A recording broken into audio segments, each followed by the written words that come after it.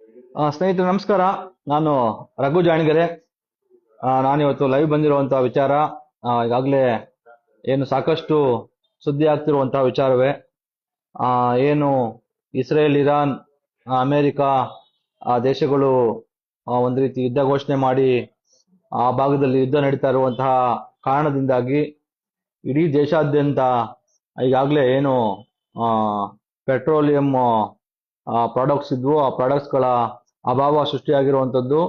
ಅದರ ಮೊದಲೇ ಹಂತದ ಒಂದು ಎಫೆಕ್ಟ್ಸು ಈಗ ನಮ್ಗೆ ಆಲ್ರೆಡಿ ಶುರುವಾಗಿರುವಂಥದ್ದು. ಏನು ಅಂದರೆ ಏನು ಬಹಳ ಮುಖ್ಯವಾಗಿ ನಮ್ಗೆಲ್ರಿಗೂ ಬೇಕಾಗಿರುವಂಥ L P G commercial gas ಸಿಲಿಂಡರ್ಗಳು ಏನು ಬಹಳ ಮುಖ್ಯವಾಗಿ ಹೋಟೆಲ್ನವರು ಬಳಸ್ತಾ ಇದ್ರು, ಮತ್ತೆ ಈ ಥರದ್ದು ಕ್ಯಾಟ್ರಿಂಗ್ ಇಂಡಸ್ಟ್ರಿಯವರು ಎಲ್ಲೆಲ್ಲಿ ಅಡುಗೆ ಮಾಡೋದಕ್ಕೆ ಅಥವಾ ಬೆಂಕಿಯನ್ನು ಬಳಸಿ ಮಾಡ್ತಕ್ಕಂಥ ಕೈಗಾರಿಕೆಗಳಿಗೆ ಹಲವಾರು ಕಡೆಗಳಲ್ಲಿ ಈ ಥರದ್ದು ಒಂದು ಇದಕ್ಕೆ ಏನು ಇದ್ರ ಮೇಲೆ ಡಿಪೆಂಡೆನ್ಸಿ ಇದ್ದಂಥದ್ದು. ಈಗ ಅಲ್ಲಿ ಯುದ್ಧ ನಡೀತಾ ಇದೆ, ಹಾಗಾಗಿ ಸರಬರಾಜು ಆಗ್ತಾ ಇಲ್ಲ, ಅಗತ್ಯಕ್ಕೆ ತಕ್ಕಷ್ಟು ಏನು ಗ್ಯಾಸ್ ಸಿಲಿಂಡರ್ಗಳು ಬರ್ತಾ ಇಲ್ಲ ಅಂತ ಹೇಳಿ, ಗ್ಯಾಸ್ ಬರ್ತಾ ಇಲ್ಲ, ಪೆಟ್ರೋಲಿಯಂ ಪ್ರಾಡಕ್ಟ್ಸ್ ಬರ್ತಾ ಇಲ್ಲ ಅಂತ ಹೇಳಿ ಏನು ಡೊಮೆಸ್ಟಿಕ್ ಮನೆ ಗೃಹ ಬಳಕೆಗೆ ಗ್ಯಾಸ್ ಅನ್ನ ಉಳಿತಾಯ ಮಾಡ್ಕೋಬೇಕು, ಮತ್ತೆ ಅದನ್ನ ಶೇಖರಿಸಿಡ್ಬೇಕು ಅನ್ನುವಂತಹ ಒಂದು ಉದ್ದೇಶದಿಂದ ಈಗ ಕಮರ್ಷಿಯಲ್ ಗ್ಯಾಸ್ಗಳು ಏನಿದ್ದು ಬಳಸೋದಕ್ಕೆ ಒಂದು ವ್ಯವಸ್ಥೆ ಇತ್ತು, ಚಾನಲ್ ಇತ್ತು, ಡಿಸ್ಟ್ರಿಬ್ಯೂಷನ್ ಚಾನಲ್. ಅಲ್ಲಿ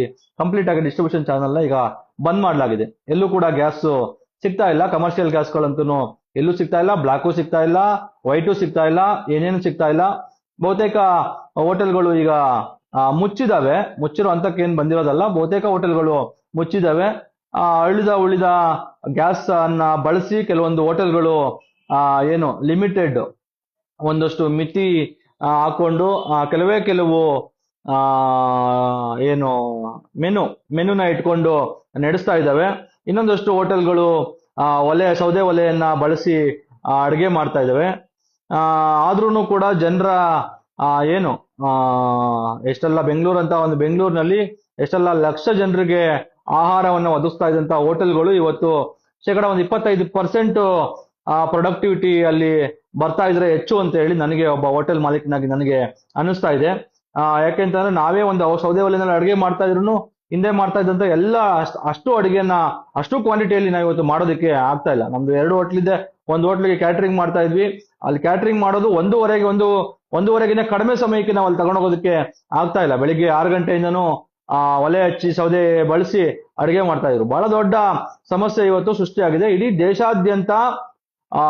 ಹಲವಾರು ರಾಜ್ಯಗಳಲ್ಲಿ, ಬಹುತೇಕ ರಾಜ್ಯಗಳಲ್ಲಿ, ಸುಮಾರು 15-20 ರಾಜ್ಯಗಳಲ್ಲಿ ಇವತ್ತು ಈ ತರದ್ದು ಒಂದು ಸಿಲಿಂಡರ್ದು ಕ್ರೈಸಿಸ್ ಆಗಿದೆ. ಸಿಲಿಂಡರ್ಗಳು ಸಿಗ್ತಾ ಇಲ್ಲ, ಜನರು ಪರದಾಡ್ತಾ ಇದ್ದಾರೆ. ಅಕ್ಷರಶಃ ಒಂದು ಬಹಳ ದೊಡ್ಡ ಒಂದು ಇಂಡಸ್ಟ್ರಿ ಏನು ಹೋಟೆಲ್ ಇಂಡಸ್ಟ್ರಿ, ಅದರಿಂದ ಹಲವಾರು ತರಹದ ಪರಿಣಾಮಗಳು ಹೋಟೆಲ್ ಇಂಡಸ್ಟ್ರಿಗೆ ಏನಾದರೂ ಎಫೆಕ್ಟ್ ಆದ್ರೆ ಅದರಿಂದ ಉಂಟಾಗುವಂತ ಸಮಸ್ಯೆಗಳು, ಬಹಳ ದೊಡ್ಡ ಸಮಸ್ಯೆಗಳು ಉಂಟಾಗ್ತವೆ. ಪ್ರವಾಸೋದ್ಯಮಕ್ಕೆ ಧಕ್ಕೆ ಆಗ್ತದೆ. ಜನರು ಆಚೆ ಕಡೆ ಹೋಗಿ ವ್ಯವಹಾರ ಮಾಡೋದಕ್ಕೆ, ಓಡಾಟ ಮಾಡೋದಕ್ಕೆ ಇವೆಲ್ಲವೂ ಸಮಸ್ಯೆಗಳು ಉದ್ಭವಿಸ್ತವೆ. ಈಗಾಗಲೇ ಆ ತರದ್ದು ಒಂದು ಸಮಸ್ಯೆ ಶುರುವಾಗಿದೆ. ಜನರು ನಿಜಕ್ಕೂ ಬಹಳ ದೊಡ್ಡ ಮಟ್ಟದಲ್ಲಿ ಸಮಸ್ಯೆಯನ್ನ ಎದುರಿಸ್ತಾ ಇದ್ದಾರೆ.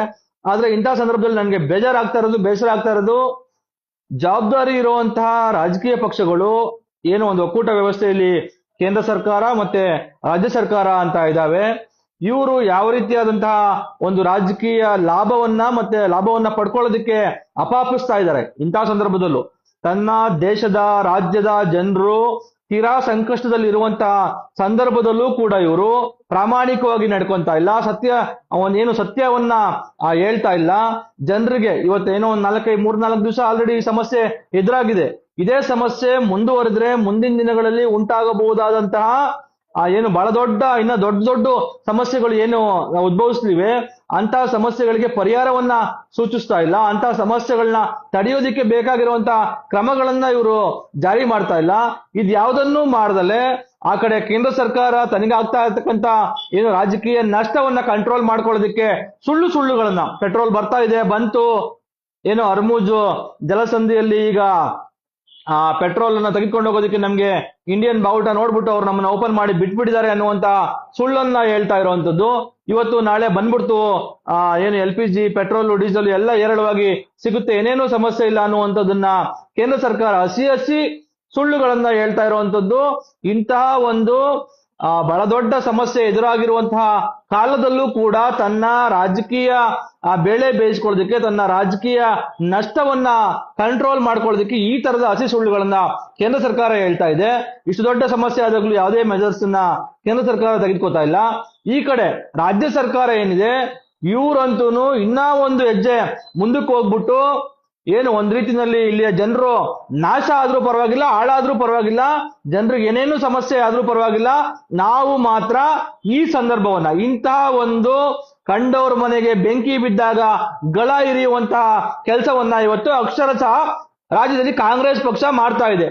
ಜನ ಹೋಟೆಲ್ ಅಲ್ಲಿ ಅಥವಾ ಇನ್ನೊಂದು ಪಿಜಿಯಲ್ಲಿ ಮತ್ತೆ ಬೇರೆ ಬೇರೆ ಏನು ಅನ್ನದಾಸೋಹ ನಡೀತಾ ಇದ್ದಂತಹ ಸ್ಥಳಗಳಲ್ಲಿ ಇವತ್ತು ಗ್ಯಾಸ್ ಸಿಲಿಂಡರ್ಗಳು ಇಲ್ಲದೆ ಜನರಿಗೆ ಆಹಾರವನ್ನ ಉತ್ಪತ್ತಿ ಮಾಡೋದಕ್ಕೆ ಸಾಧ್ಯ ಆಗದೆ ಪರದಾಡ್ತಾ ಇರುವಂತ ಸಂದರ್ಭದಲ್ಲಿ ಇಂಥದ್ದಕ್ಕೆ ಏನಾದ್ರೂ ಒಂದು ಪರಿಹಾರ ಮಾರ್ಗಗಳನ್ನ ಹುಡುಕೊಡ್ಬೇಕಾಗಿರುವಂತಹ ಜವಾಬ್ದಾರಿ ಕೇಂದ್ರ ಸರ್ಕಾರದಷ್ಟೇ ಜವಾಬ್ದಾರಿ ಇರುವಂತಹ ರಾಜ್ಯ ಸರ್ಕಾರ, ಕೇಂದ್ರ ಸರ್ಕಾರ ಮಾಡದಂತಹ ಲೋಪಗಳಿಂದ, ಕೇಂದ್ರ ಸರ್ಕಾರದ ಏನು ಸಮಸ್ಯೆಯಿಂದಾಗಿ ಈ ಗ್ಯಾಸ್ ಸಿಲಿಂಡರ್ ಸಮಸ್ಯೆ ಉತ್ಪತ್ತಿ ಆಗಿದೆ ಅನ್ನುವಂಥದ್ದನ್ನ ತೋರಿಸೋದಕ್ಕೆ ರಾಜ್ಯದಲ್ಲಿ ಈ ಸಮಸ್ಯೆಯನ್ನ ಇನ್ನೊಂದಷ್ಟು ಉಲ್ಬಣಿಸ್ತಾ ಇದೆ. ಆಗಿರುವಂತಹ ಸಮಸ್ಯೆಗೆ, ಉರಿತಾ ಇರುವಂತಹ ಬೆಂಕಿಗೆ ಇನ್ನೊಂದಷ್ಟು ತುಪ್ಪ ಸುರಿಯುವಂತ ಕೆಲಸವನ್ನ ಕಾಂಗ್ರೆಸ್ ಸರ್ಕಾರ ಮಾಡೋದಕ್ಕೆ ಮುಂದಾಗಿದೆ. ನಾನು ಇದಕ್ಕೆ ಬಹಳ ಬಹಳ ಸ್ಪಷ್ಟವಾಗಿ ಎರಡು ಉದಾಹರಣೆಗಳನ್ನ ನೀಡೋದಕ್ಕೆ ಬಯಸ್ತೀನಿ. ನಾನು ಇವತ್ತು ಪೇಪರ್ ಅಲ್ಲಿ ನೋಡ್ತಾ ಇದ್ದೆ, ಈಗ ಜನ ಗ್ಯಾಸ್ ಸಿಲಿಂಡರ್ ಸಿಗ್ತಾ ಇಲ್ಲ, ತಿನ್ನಬೇಕು ಆಹಾರವನ್ನ, ತಿನ್ನೋದಕ್ಕೆ ಏನು ಹೋಟೆಲ್ಗಳು ಇವೆಲ್ಲ ಇದ್ವು, ಹೋಟೆಲ್ಗಳ ಮುಖಾಂತರ ಜನ ಆಹಾರವನ್ನ ಬೇಯಿಸಿ ಜನರಿಗೆ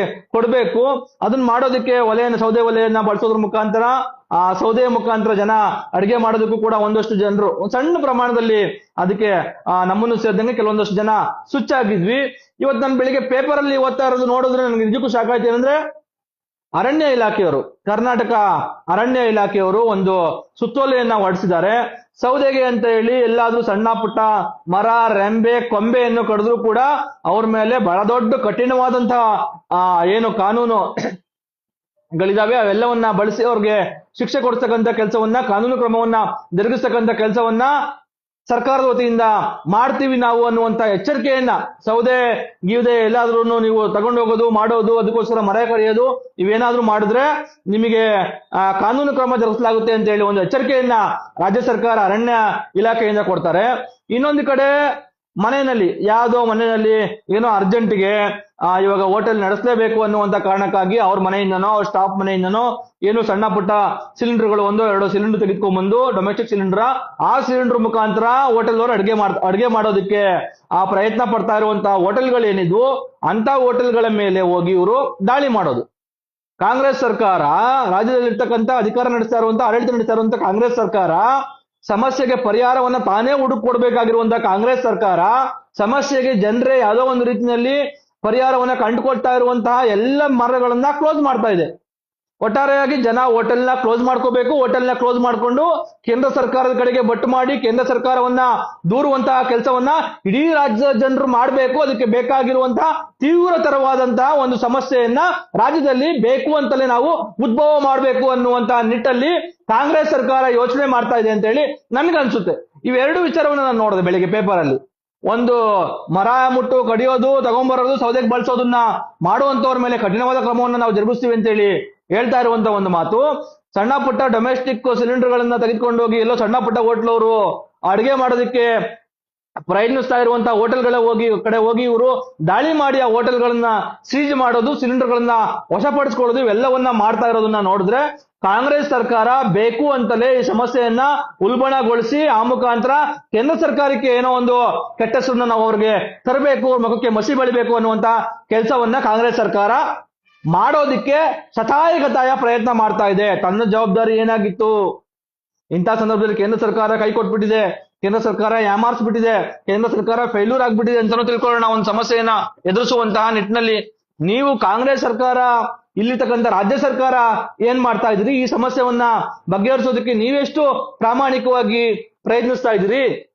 ಬಹಳ ಬೇಜಾರಾಗುವಂತ ಒಂದು ಸಂಗತಿ ಏನಪ್ಪಾ ಅಂತಂದ್ರೆ, ಇಷ್ಟೆಲ್ಲ ಸಮಸ್ಯೆಗಳು ಇದ್ರೂ ಕೂಡ ಈ ಬೆಂಗಳೂರಿನಲ್ಲಿರ್ತಕ್ಕಂತ ನಾನು ಜಿಲ್ಲಾಧಿಕಾರಿಗಳು ಮತ್ತು ಸರ್ಕಾರದವರು ಹೇಳುವಂತಹ ಕೆಲವೊಂದು ವಿಚಾರಗಳನ್ನ ನಾನು ನೋಡ್ತಾ ಸುಳ್ಳುಗಳನ್ನ ಕೇಂದ್ರ ಸರ್ಕಾರದವರು ಹೇಳುವಂತಹ ಸುಳ್ಳು, ಒಂದು ರೀತಿಯ ಸುಳ್ಳನ್ನ, ಇನ್ನೊಂದು ರೀತಿಯ ಸುಳ್ಳನ್ನ ಇಲ್ಲಿ ರಾಜ್ಯ ಸರ್ಕಾರದವರು ಹೇಳ್ತಾ ಇದ್ದಾರೆ. ಇಲ್ಲಿ ಏನು ಸಮಸ್ಯೆ ಇಲ್ಲ, ಸಿಲಿಂಡರ್ ಸಪ್ಲೈ ಆಗ್ತಾ ಇದೆ, ಹೋಟೆಲ್ ಅವರು ಮುಚ್ಚಬೇಡಿ, ಹೋಟೆಲ್ ಅನ್ನ ಓಪನ್ ಮಾಡ್ಕೊಂಡಿರಿ, ಏನೇನು ಸಮಸ್ಯೆ ಇಲ್ಲ ಅನ್ನುವಂತ ಮಾತನ್ನ ಅಧಿಕಾರಿಗಳು ಹೇಳ್ತಾ ಇದ್ದಾರೆ. ಅಲ್ಲಿ ಕೇಂದ್ರ ಸರ್ಕಾರದವರು ಅವರು ಒಂಥರದ ಸುಳ್ಳುಗಳನ್ನ ಹೇಳ್ತಾ ಇದ್ದಾರೆ. ಸಿಲಿಂಡರ್ ಬಂದ್ಬಿಡ್ತು, ಗ್ಯಾಸ್ ಬಂದ್ಬಿಡ್ತು, ಪೆಟ್ರೋಲ್ ಬಂದ್ಬಿಡ್ತು, ಡೀಸೆಲ್ ಬಂದ್ಬಿಡ್ತು, ನಮ್ಮ ಬಾವುಟ ನೋಡಿ ಬಿಟ್ಬಿಟ್ರು ಅಲ್ಲಿ ಅರಮುಜ್ ಜಲಸಂಧಿಯಲ್ಲಿ ಅನ್ನುವಂತ ಸುಳ್ಳನ್ನ ಹೇಳ್ತಾ ಇದ್ದಾರೆ. ಇನ್ನೊಂದು ಕಡೆ ಇರಾನ್ ಅವರು ನಾವು ಯಾವುದೇ ದೇಶಕ್ಕೆ ಆ ತರದ ಒಂದು ಪ್ರಾವಿಷನ್ ಕೊಟ್ಟಿಲ್ಲ ಅನ್ನುವಂತ ಮಾತನ್ನ ಇರಾನ್ ಅವರು ಹೇಳ್ತಾ ಇದ್ದಾರೆ. ಇನ್ನು ಎಷ್ಟು ದಿವಸ ಈ ಸಮಸ್ಯೆ ಮುಂದುವರಿಯುತ್ತೆ?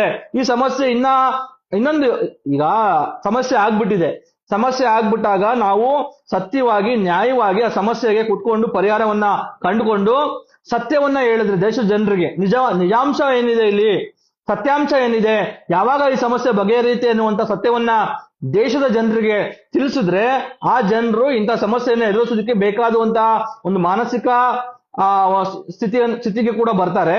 ಅದೇ ಸಂದರ್ಭದಲ್ಲಿ ಇದು ಸಮಸ್ಯೆ ಇನ್ನ ಒಂದು ವಾರ, 15 ದಿವಸ, ತಿಂಗಳು ಈ ರೀತಿಯಾಗಿ ಮುಂದುವರಿಯುತ್ತೆ ಅನ್ನುವಂತಹ ಸಂದರ್ಭದಲ್ಲಿ ಇನ್ನ ನಾವು ಮುಂದಿನ ಕೆಲವು ದಿನಗಳ ಕಾಲ ಈ ಸಮಸ್ಯೆಯನ್ನ ಎದುರಿಸಲಿಕ್ಕೆ ಬೇಕಾಗಿರುವಂತಹ ವ್ಯವಸ್ಥೆಯನ್ನ ಮಾಡ್ಕೊಳ್ಳೋದಕ್ಕೆ ಇದು ಅನುಕೂಲ ಆಗುತ್ತೆ.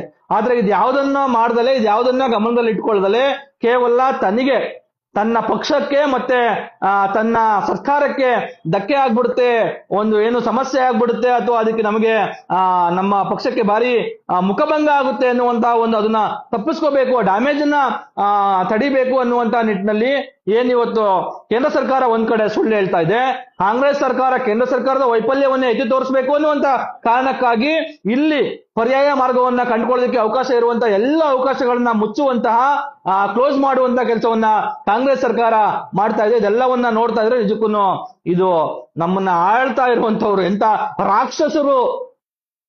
ಎಂತ ರಾಕ್ಷಸರು ಒಂದು ಏನು ಬೆಂಕಿ ಜ್ವಾಲೆ ಹತ್ತಿ ಯಾವುದೋ ಒಂದು ಮನೆಯಲ್ಲಿ ಉರಿತಾ ಇದೆ ಅನ್ನುವಂತ ಸಂದರ್ಭದಲ್ಲೂ ಕೂಡ ಆ ಮನೆಯ ಗಳನ್ನ ಇರಿಯುವಂತ ಕೆಲಸವನ್ನ ಇವರು ಮಾಡ್ತಾ ಇದ್ದಾರೆ ಅಂತ ಅಂದ್ರೆ ನಾನು ಕಾಂಗ್ರೆಸ್ ಬಿಜೆಪಿ ಜೆಡಿಎಸ್ ಅಂತ ಹೇಳಿ ಪ್ರತ್ಯೇಕವಾಗಿ ಮಾತಾಡ್ತಾ ಇಲ್ಲ. ಕೇಂದ್ರ ಸರ್ಕಾರದವ್ರು ಏನು ಇವತ್ತು ಇಂಥ ಒಂದು ಸಂದರ್ಭದಲ್ಲಿ ಏನ್ ಮಾಡ್ತಾ ಇದ್ದಾರೆ ಅನ್ನುವಂತ ವಿಚಾರವನ್ನ ಇಟ್ಕೊಂಡು ಕೇಂದ್ರ ಸರ್ಕಾರದ ವೈಫಲ್ಯವನ್ನೇ ಎತ್ತಿಡಬೇಕು ಅನ್ನುವಂತ ಏಕೈಕ ಕಾರಣದಿಂದ ಇವರು ಕಾಂಗ್ರೆಸ್ ಸರ್ಕಾರ ಏನು ರಾಜ್ಯದಲ್ಲಿ ಏನ್ ಮಾಡ್ತಾ ಇದೆ ಅನ್ನುವಂತ ಎಲ್ಲಾ ವಿಚಾರವನ್ನ ನಾನು ಜನರಿಗೆ ತಿಳಿಸ್ಬೇಕು ಅಂತ ಹೇಳಿ ನಾನು ಇದನ್ನ ಮಾಡ್ತಾ ಇರುವಂತದ್ದು. ಹಿಂದೆ ಏನು 2016 ಸುಮಾರಲ್ಲಿ ಮಹಾತ್ಮ ಗಾಂಧೀಜಿಯವರು ಈ ದೇಶಕ್ಕೆ ಸ್ವತಂತ್ರವನ್ನ ತಂದುಕೊಟ್ಟು ಈ ದೇಶದ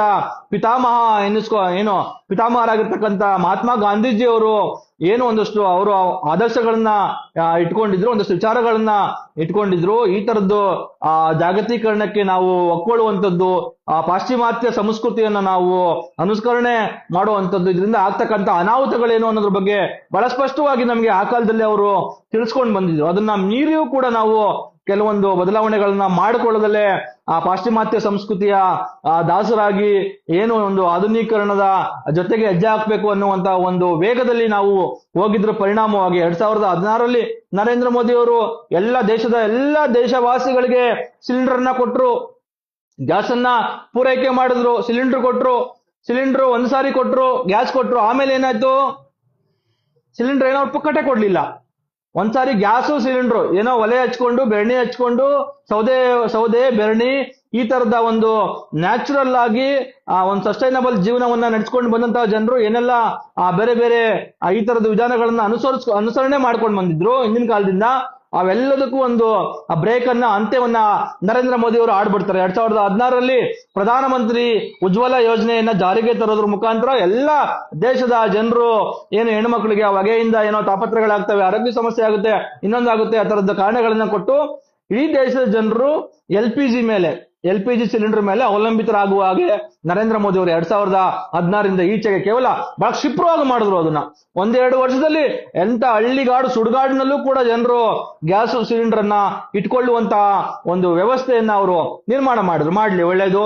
ನೀವೇನೋ ಅದಕ್ಕೆ ಒಳ್ಳೆ ಕಾರಣಗಳನ್ನು ಕೊಟ್ರಿ, ಅದರಿಂದ ಜನರಿಗೆ ಅನುಕೂಲ ಆಗುತ್ತೆ, ಜನರ ಆರೋಗ್ಯ ಸುಧಾರಿಸುತ್ತೆ, ಅದರಿಂದ ಒಳ್ಳೇದಾಗುತ್ತೆ, ಹೆಣ್ಣುಮಕ್ಳಿಗೆ ಬಹಳ ಮುಖ್ಯವಾಗಿ ಒಳ್ಳೇದಾಗುತ್ತೆ ಅನ್ನುವಂತ ಒಂದು ಕಾರಣವನ್ನ ಕೊಟ್ಟು ಮಾಡಿದ್ರಿ. ಸರಿ, ಅದರಿಂದ ಲಾಭ ಇವತ್ತು ಯಾರಿಗಾಗುತ್ತೆ ಅಂತ ನೋಡ್ಕೋಬೇಕು. ಒಂದು ಸಾರಿ ಅವರು ಸಿಲಿಂಡರ್ ಕೊಟ್ಟ ಮೇಲೆ ಜನ ನಿರಂತರವಾಗಿ ಕಷ್ಟನೋ ಸುಖನೋ ತಿಂಗಳಿಗೆ ಒಂದ್ ಸಿಲಿಂಡರ್ ಅನ್ನ ಕಾಸು ಕೊಟ್ಟು ತೆಗೆದುಕೋಬೇಕಾಗಿರುವಂತಹ ವ್ಯವಸ್ಥೆ ನಿರ್ಮಾಣ ಆಯ್ತು, ಸಂದರ್ಭ ನಿರ್ಮಾಣ ಆಯ್ತು. ಜನ ಸಿಲಿಂಡರ್ಗೆ ಕಾಸು ಕೊಟ್ಟು ತಿಂಗಳ ಈಗ ಕಟ್ಟಿಗೆ ಹಾಕೊಂಡು ಬೆಣ್ಣೆ ಹಾಕೊಂಡು ಅಡಿಗೆ ಮಾಡ್ತಿದ್ದಂತ ಜನರು ಹೆಚ್ಚುವರಿಯಾಗಿ ಅವರ ಜೀವನ ನಡೆಸೋದಕ್ಕೆ ಹೆಚ್ಚುವರಿಯಾಗಿ ಒಂದು ಸಿಲಿಂಡರ್ ಹಣವನ್ನ ತಿಂಗಳ ಅವರು ಕಾಯ್ದಿರಿಸುವಂತಹ ಒಂದು ಏನು ಪರಿಸ್ಥಿತಿ ಮತ್ತೆ ಇದನ್ನ ನರೇಂದ್ರ ಮೋದಿ ಅವರು ನಿರ್ಮಾಣ ಮಾಡಿದ್ರು. ನನ್ಗನ್ಸುತ್ತೆ ಇದರಿಂದ ಲಾಭ ಯಾರಿಗಾಯ್ತು?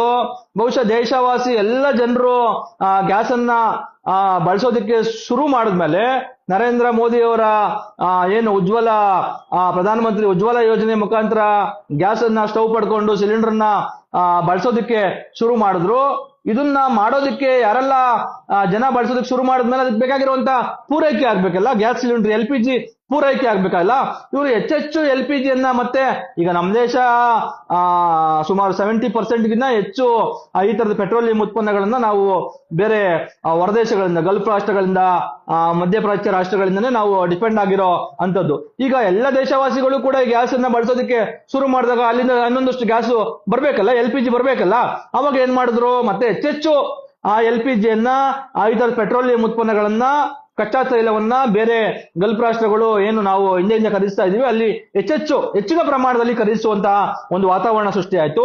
ಹೆಚ್ಚಿನ ಪ್ರಮಾಣದಲ್ಲಿ ಬಂದಂತಹ ಕಚ್ಚಾ ತೈಲವನ್ನ ಇಲ್ಲಿ ಪರಿಷ್ಕರಣೆ ಮಾಡಿ ಅದನ್ನ ಸಪರೇಟ್ ಮಾಡಿ ಅದನ್ನ ಬೇಕಾಗಿರುವಂತಹ ಪ್ರಾಡಕ್ಟ್ ಗಳನ್ನಾಗಿ ಮಾಡಿ ಕೊಡುವಂತಹ ಸಂಸ್ಥೆಗಳು ಯಾರಿದ್ರು?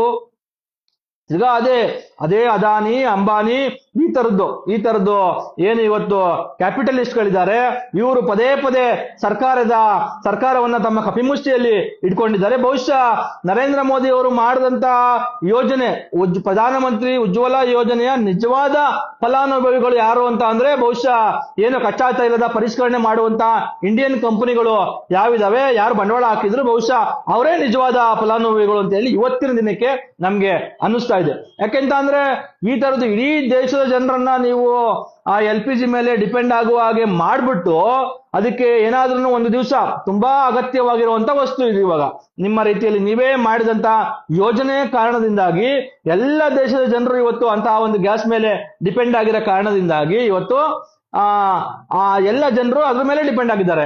ಈಗ ಇಂಥ ಸಂದರ್ಭದಲ್ಲಿ ಏನಾದ್ರೂ ತುರ್ತು ಸಮಸ್ಯೆಗಳು, ಅಭಾವಗಳು ಉಂಟಾದ್ರೆ ಅದನ್ನ ನಿಭಾಯಿಸೋದು ಹೇಗೆ ಅನ್ನುವಂತಹ ಒಂದು ಏನು ಯಾವುದೇ ರೀತಿಯಾದಂತಹ ಪರಿಹಾರ ಮಾರ್ಗಗಳನ್ನ ತಾವು ಕಂಡುಕೊಳ್ಳದಲ್ಲೇ ಮಾಡಿದಂತಹ ಇಂತಹ ಯೋಜನೆಯಿಂದಾಗಿ ಬಹುಶಃ ನಿಜವಾದ ಫಲಾನುಭವಿಗಳು ಯಾರು ಅಂತ ಅಂದ್ರೆ ಅಂದಾನಿ, ಅಬಾನಿ ಏನು ಈ ತರದ ಕ್ಯಾಪಿಟಲಿಸ್ಟ್ಗಳು ಯಾರಿದ್ದಾರೆ, ನರೇಂದ್ರ ಮೋದಿ ಅವರಿಗೆ ಸಹಕಾರ ಏನು ನರೇಂದ್ರ ಮೋದಿ ಸರ್ಕಾರ ಬರಲಿ ಅಥವಾ ಇನ್ಯಾವುದೋ ಕಾಂಗ್ರೆಸ್ ಸರ್ಕಾರ ಬರಲಿ, ಯಾವುದೇ ಸರ್ಕಾರ ಬಂದ್ರು ಆ ಸರ್ಕಾರವನ್ನ ತಮ್ಮ ಕಂಟ್ರೋಲ್ ನಲ್ಲಿ ಇಟ್ಕೋಬೇಕು ಅಂತ ಹೇಳಿ ಬಯಸ್ತಕ್ಕಂತ ಈ ತರದ ಜನರೇ ಇವತ್ತು ಈ ಒಂದು ಇಡೀ ಪ್ರಧಾನಮಂತ್ರಿ ಉಜ್ವಲ ಯೋಜನೆಯಿಂದ ಲಾಭ ಪಡ್ಕೊಂಡಿದ್ದಾರೆ ಅಂತ ಹೇಳಿ ನಮ್ಗೆ ಅನ್ಸುತ್ತೆ. ಈಗಂತೂ ಕಮರ್ಷಿಯಲ್ ಸಿಲಿಂಡರ್ ಸಮಸ್ಯೆ ಆಗಿದೆ. ಮುಂದೆ ಇದು ಈಗಲೇ ಮುಂದುವರೆದ್ರೆ ಇನ್ನೊಂದಷ್ಟು ಸಮಸ್ಯೆಗಳಾದ್ರೆ ನಾಳೆ ಈ ತರದ್ದು ಡೊಮೆಸ್ಟಿಕ್ ಸಿಲಿಂಡರ್ಗಳಿಗೂ ಕೂಡ ಸಿಲಿಂಡರ್ಗಳ ತಾಪತ್ರೆ ಸಮಸ್ಯೆಗಳು ಕೂಡ ಉದ್ಭವಿಸಬಹುದು. ಅದು ಆಗ್ಬೋದು, ಆಗದೆ ಇರ್ಲಿ ಅಂತ ನಾನು ಬಯಸ್ತೀನಿ. ಯಾಕೆಂದ್ರೆ ಅದಾಗ್ಬೇಕು ಅಂತ ಅಲ್ಲ. ಈಗ ಏನು ಕಾಂಗ್ರೆಸ್ ಸರ್ಕಾರ ಮಾಡ್ತಾ ಇದೆಯಲ್ಲ, ಸಮಸ್ಯೆ ಬಂದ ತಕ್ಷಣಕ್ಕೆ ನಾವು ಆ ಸಮಸ್ಯೆಯ ಲಾಭವನ್ನ ಪಡ್ಕೋಬೇಕು, ರಾಜಕೀಯ ಲಾಭವನ್ನ ಪಡ್ಕೋಬೇಕು ಅಂತ ಹೇಳಿ ಸಮಸ್ಯೆಗೆ ಎಲ್ಲ ಪರಿಹಾರ ಮಾರ್ಗವನ್ನ, ಜನಸಾಮಾನ್ಯರ ಎಲ್ಲ ಪರಿಹಾರ ಮಾರ್ಗಗಳನ್ನ ಮುಚ್ಚುವಂತಹ ಕೆಲಸವನ್ನ ಕಾಂಗ್ರೆಸ್ ಸರ್ಕಾರ ಏನ್ ಮಾಡ್ತಾ ಇದೆ ಆ ತರಕ್ಕೆ ನಾನು ಬಯಸ್ತಾ ಇಲ್ಲ.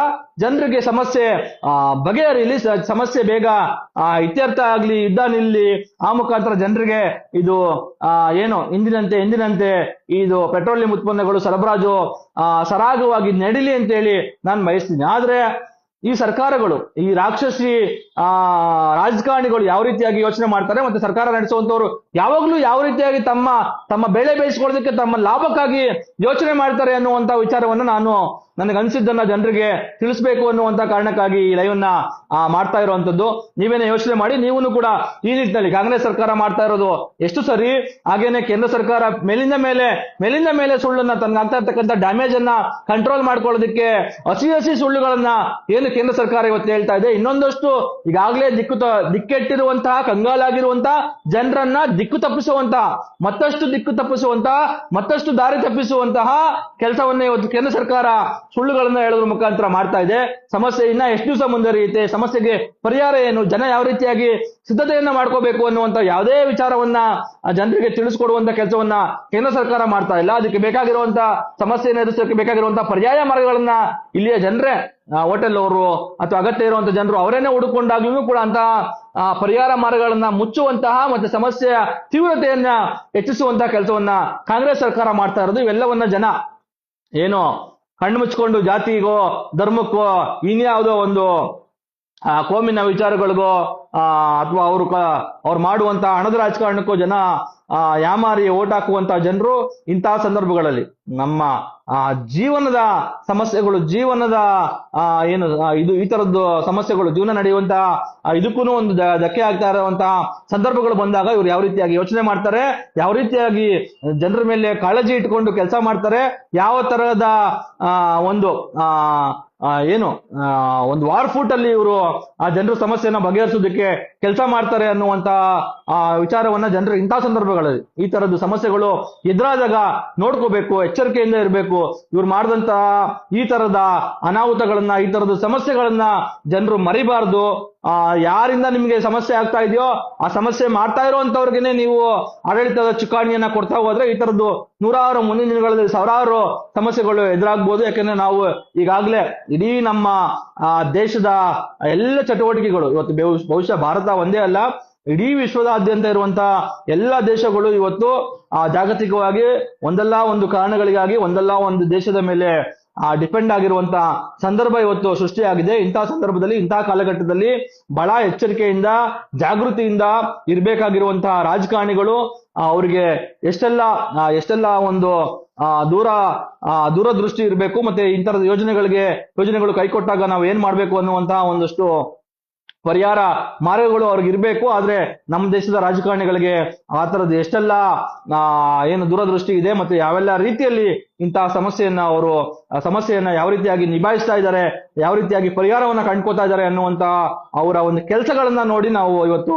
ನಮ್ಮ ರಾಜಕಾರಣಿಗಳ ಯೋಗ್ಯತೆಯನ್ನ ಅರ್ಥ ಮಾಡ್ಕೋಬೇಕು. ಆ ನಿಟ್ಟಿನಲ್ಲಿ ಮುಂದಿನ ದಿನಗಳಲ್ಲಾದ್ರೂ ಕೂಡ ನಾವು ಎಲ್ಲದಕ್ಕೂ ಗ್ಯಾಸ್ ಒಂದು ಸಮಸ್ಯೆ, ಇವತ್ತು ಗ್ಯಾಸ್ ಸಮಸ್ಯೆ, ನಾಳೆ ಇನ್ನೇನೋ ಸಮಸ್ಯೆ, ಮೊನ್ನೆ ಕರೋನಾ ಸಮಸ್ಯೆ, ನಾಡಿದ್ದು ಇನ್ನೊಂದರ ಸಮಸ್ಯೆಗಳು ಬರ್ತಾನೆ ಇರ್ತವೆ, ಹೋಗ್ತಾನೆ ಇರ್ತವೆ.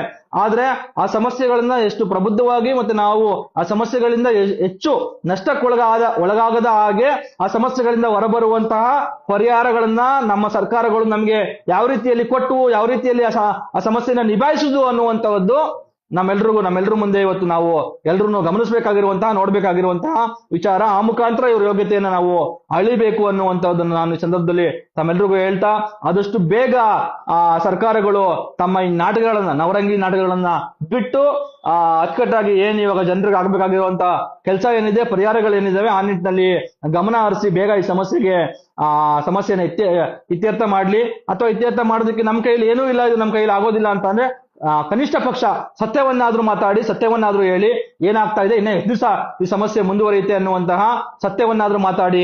ಈ ತರದ್ದು ಸುಳ್ಳುಗಳ ಮೇಲೆ ಸುಳ್ಳುಗಳನ್ನ ಮಾಧ್ಯಮಗಳು ತಮ್ಮ ಹಿಡಿತದಲ್ಲಿದ್ದಾವೆ ಅಂತ ಹೇಳಿ ಮಾಧ್ಯಮಗಳು ನಾವು ಏನ್ ಹೇಳಿದ್ರು ಏನ್ ಕೊಟ್ರು ಅದನ್ನ ಜನರಿಗೆ ತಲುಪಿಸುವಂತಹ ರೀತಿಯಲ್ಲಿ ಇವತ್ತು ಭಾರತ ದೇಶದ ಮಾಧ್ಯಮಗಳನ್ನು ನಾವು ಇಟ್ಕೊಂಡಿದೀವಿ ಅಂತ ಹೇಳಿ ಕೇಂದ್ರ ಸರ್ಕಾರ ಈ ರೀತಿಯಾದಂತಹ ಹಸಿ ಸುಳ್ಳುಗಳನ್ನ ಜನರಿಗೆ ತಲುಪಿಸೋದ್ರ ಮುಖಾಂತರ ಜನರನ್ನ ದಿಕ್ಕು ತಪ್ಪಿಸುವಂತಹ ಕೆಲಸವನ್ನ ಮಾಡ್ತಾ ಇದೆ. ಆ ಕೆಲಸವನ್ನ ನಿಲ್ಲಿಸಬೇಕು. ಹಾಗೇನೆ ರಾಜ್ಯ ಸರ್ಕಾರನೂ ಕೂಡ ತನ್ನ ಜವಾಬ್ದಾರಿ ಏನು ಅನ್ನೋದನ್ನ ಹೊರತುಕೊಂಡು ಆ ನಿಟ್ಟಿನಲ್ಲಿ ಪರಿಹಾರಾತ್ಮಕ ಮಾರ್ಗಗಳನ್ನ ಕಂಡುಕೊಳ್ಳೋದ್ರ ನಿಟ್ಟಿನಲ್ಲಿ ಪ್ರಯತ್ನಿಸಿ ಜನರ ಋಣಿಯಾಗಿರ್ಬೇಕು ಅಂತ ಹೇಳಿ ನಾನು ಈ ಸಂದರ್ಭದಲ್ಲಿ ಹೇಳ್ತಾ ಇವತ್ತಿನ ಈ ಲೈವ್ ಕಾರ್ಯಕ್ರಮವನ್ನು ಮುಕ್ತಾಯ ಮಾಡ್ತಾ ಇದ್ದೀನಿ.